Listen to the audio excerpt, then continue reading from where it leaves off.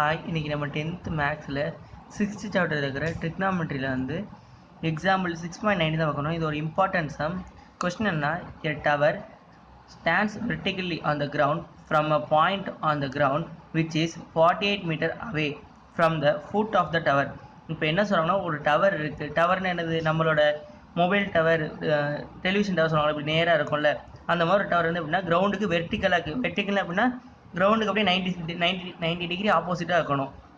அப்படி இருக்க போது மேல் நோக்கி 90 டிகிரி இருக்கணும். From the ground which is 48 metre away. 48 metre அவேனா நம்ம வந்து அந்த டவர்லேருந்து கிரவுண்டில் வந்து 48 மீட்டர் அவேயில் வந்து நிற்கிறோம்.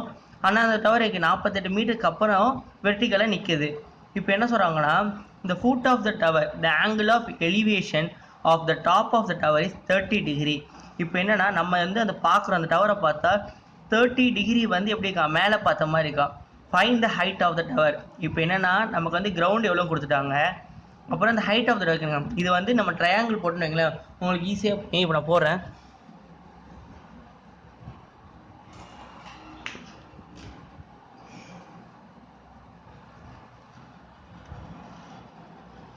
இப்போ வந்து first height of the tower பார்க்கணுமா.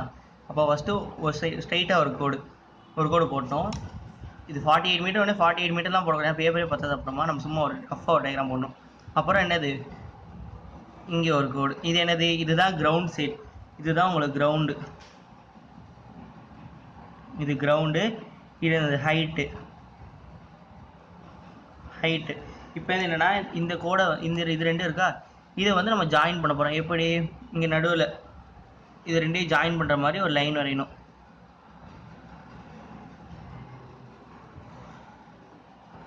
இப்போ ஜாயின் பண்ணுற மாதிரி இருக்குது. இப்போ என்னென்னா, கிரவுண்ட் இது வந்து அந்த ஃபுட் ஆஃப் த டவர், அந்த டவரோட கீழே அடி பக்கம். இங்கே என்னது, இங்கே நம்ம நிற்கிறோம். அவங்க என்ன சொல்லியிருக்காங்க, இது வந்து 48 மீட்டர் சொல்லியிருக்காங்க. 48 மீட்டர். இப்போ என்ன, நம்ம கிடச்சிக்க ஒரு ட்ரையாங்கிள் மாதிரி கிடச்சிருக்கு. அப்போ நம்ம எல்லாத்துக்கும் நேமிங் கொடுத்துக்கலாம். இது ஏ, இது பி, இது சி. 3 பாயிண்ட் இருக்குது. இப்போ பாருங்களேன், இப்போ வந்து என்னென்னா, நமக்கு பாருங்களேன், இது என்ன சைடு, இது வந்து ஆங்கிளுக்கு ஆப்போசிட்டாக இருக்குது. இங்கே 30 டிகிரி, இங்கே வந்து ஆங்கிளுக்கு ஆப்போசிட்டாக. ஆங்கிளுக்கு ஆப்போசிட்டாக என்ன சொல்லுவோம், ஆப்போசிட் சைடுன்னு சொல்லுவோம். அதே ஆங்கிள் கூட இருக்கிறது அட்ஜசன்ட் சைடு.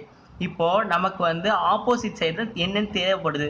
நம்மக்கிட்ட என்ன இருக்குது, அட்ஜசன்ட் சைடு இருக்குது. இப்போது இதுக்கு நமக்கு வந்து டெக்னாமில் ஒரு ஃபார்முலா இருக்குது. என்ன formula, tan theta. tan theta ஒரு ஃபார்முலா என்னது, ஆப்போசிட் பை அட்ஜசன்ட். அது வந்து நம்ம யூஸ் பண்ணி என்ன பண்ண போகிறோம்னா, இந்த டவரோட ஹைட் என்ன பார்க்க போகிறோம். இப்போ பார்க்கலாம். இப்போ ஃபஸ்ட்டு என்னதுன்னா, tan theta is equal to என்னது, ஆப்போசிட் பை அட்ஜசன்ட். இப்போ நம்ம நேமிங் கொடுத்துருக்கோம்ல, அந்த நேமிங் எழுதணும். இங்கே என்னது, ஆப்போசிட் பண்ண கொடுத்துருக்கோம் ஏபி. அப்போ ஏபி. இங்கே என்ன கொடுத்துருக்கோம், அட்ஜசன்ட்டுக்கு பதிலாக பிசி. அப்போ பிசி. சிபின்னு போடலாம், ரெண்டுமே ஈக்குவல் தான். நான் இப்படி பிசி இப்படி வரதுனால இப்படி பிசின்னு போட்டேன். இப்போ இங்கே எத்தனை டிகிரி, 30 டிகிரி. அப்போ tan 30 டிகிரி. இப்போது பிசியோட வேல்யூ என்னது, இந்த இதோட வேல்யூ என்னது, 48 மீட்டர். அப்போ 48 மீட்டர் போடணும். tan 30 degree is equal to AB by இங்கே என்னது 48. சரி, tan 30 டிகிரி என்னது, எப்போவும் இந்த சாப்டர் பொறுத்த வரைக்குமே நீங்கள் இந்த பாக்ஸ் ஃபுல்லாக மனப்படமாக இருக்கணும்.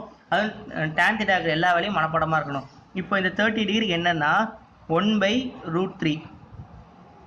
ஏபியோட வேல்யூ தெரியாது, அதுதான் கண்டுபிடிக்க போகிறோம். அது ஏபி அப்படியே இருக்கணும். இங்கே என்னது 48.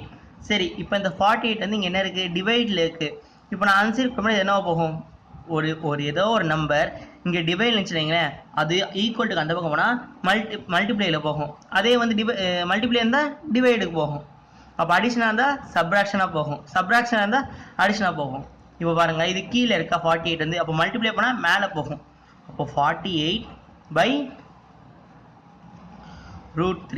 which is equal to AB. முடிஞ்சா. இப்போ பாருங்களேன், இது √3 வந்து டினாமினேட்டரில் இருக்குது. எப்போவுமே எந்த ஒரு ரூட் நம்பருமே எப்படி இருக்கக்கூடாது, டினாமினேட்டர் இருக்கக்கூடாது. அப்போ என்ன பண்ணணும், நியூமரேட்டரையும் டினாமினேட்டர் என்ன பண்ணால் √3 மல்டிப்ளை பண்ணணும். இப்போ 48/√3 multiply by √3/√3 is equal to AB. இப்போது √3 என்ன வரும், இங்கே 48 × என்ன பண்ண முடியாது, √3க்கு ஒரு வேல்யூ நம்ம கொடுக்கல. கொஸ்டினில் கொடுத்தாங்கன்னா நம்ம இன்னும் ஃபர்தராக போடலாம். ஆனால் கொஸ்டினில் √3க்கு வேல்யூ கொடுக்கல. அப்போ என்ன பண்ணோம், 48 √3 போட்டணும். ஆனால் இங்கே கீழே √3 நமக்கு வேல்யூ என்னது, எந்த ஒரு ரூட் நம்பர் 2 வாட்டி மல்டிப்ளை பண்ணால் ஸ்கொயர் பண்ணால் கிடைக்கிற வேல்யூ அந்த வேல்யூ நான் உள்ளே இருக்கிற வேல்யூ. இப்போ √3 3. இப்போ பாருங்களேன் 3 டேபிளில் 48 போகுமா, போகும்.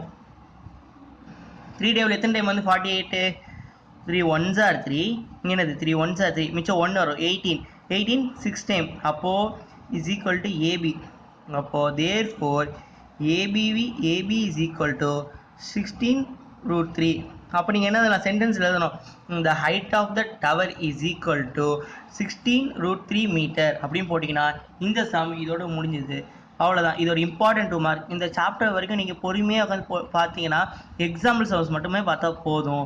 ஏன்னா அதெல்லாம் மட்டும்தான் இம்பார்ட்டன்ட். இந்த சம் உங்களுக்கு யூஸ்ஃபுல்லாக இருந்தால் ஷேர் பண்ணுங்கள், லைக் பண்ணுங்கள், சப்ஸ்கிரைப் பண்ணுங்கள். தேங்க்யூ.